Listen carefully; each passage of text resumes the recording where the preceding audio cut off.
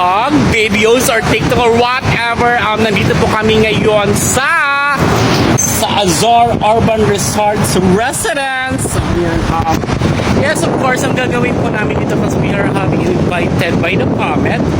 And itutur ko kayo mga mare sa lahat po ng mga taga-Bikutan dyan kasi Bikutan to eh. Maliligo kami ng swimming pool kasi alam namin parang naririnig namin na dito na sa Bikutan yung may swimming pool na parang may wave mga pare. Ibabakam ko to ha. So ayan, nasa Paris tayo, Paris Beach Club. Yeah, papasok na to yung mamaya. Tada!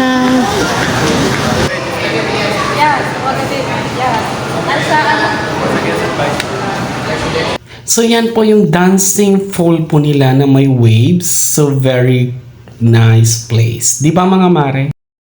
Super nice place. Pagpasok mo palang mga mare, bubukad na sa inyo ang mga ganda ng views and opinions expressed by the host. So ayan, nandito na po kami ngayon sa Bikutan Azor Residence. So nandito na naman po kami ngayong panibagong araw naman po namin dito. So meron po kasi dito nilang tinatawag na parang swimming pool with having a waving. And of course, para kaming nasa Boracay mga mare, tingnan mo. White sand! O, diba? At saka may kwento kami dito. Bago kami pumasok dito, alam mo, iba, we are separated the men and the women indoor and outdoor.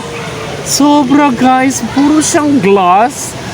Parang di mo alam kung saan ka dadaan kasi lahat nakapaligid doon ay glass. Nakakagulat dito ha. Iba-iba yung mga nila dito, yung mga amenities. Di mo ba? I know the amenities because I heard that to one of my friends here. He said that it's a very nice amenities. So, ang ganda pala ng amenities ha. Amenities, when we say amenities, parang you are claiming something. O, diba?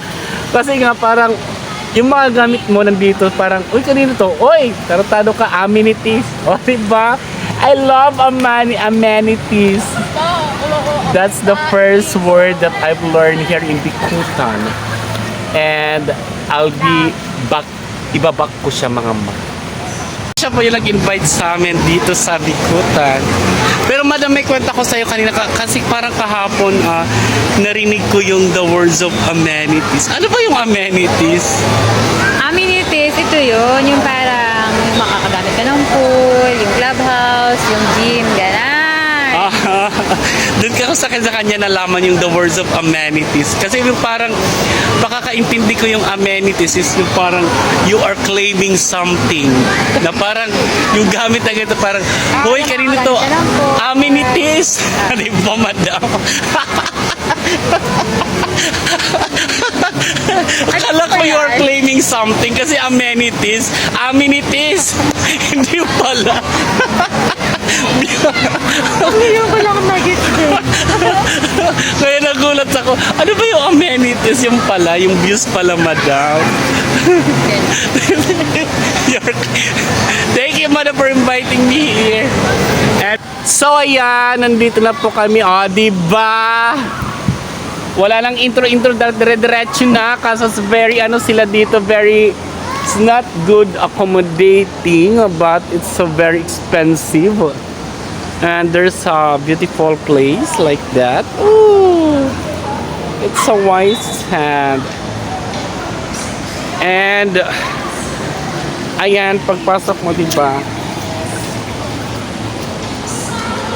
Charan! Ito yung inaantay ko yung waves. Mamaya po antayin ko yung waves nila. Oh. Dati nakikita ko lang to sa mga TV, pero ngayon parang actual and manual na hawakan ko na siya. See? Hindi po talaga ako marunong lumangoy, kaya lagi po talaga ako nandito sa pangpang. Pero sa Miss Catering, andun talaga siya sa sa malayo. Ako takot kasi ako lumangoy. Of course, ika nga diba, love yourself. Hanggat maaga pa, iligtas mo na ang sarili mo. Guys! guys! There he is! Ito na yung wave, guys! Putang ina. Totoo talaga yung sinasabi nila. Yung swimming pool ay merong wave. Oh my God! Woo! Only in Bikutan. Sa lahat po ng people out there sa Bikutan, ma-upper o sa lower, punta na po kayo dito sa Azor. Makakasigurado ka yung buhay mo ay naka-insured. See? Woo! Ang ganda mga Mario!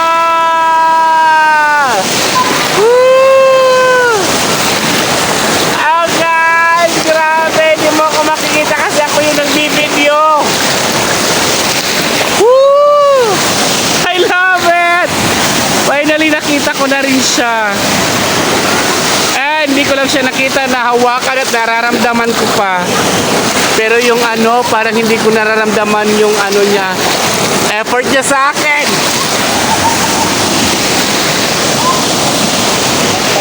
So very clean and so very nice place. The waves, it's real. Ah, diba?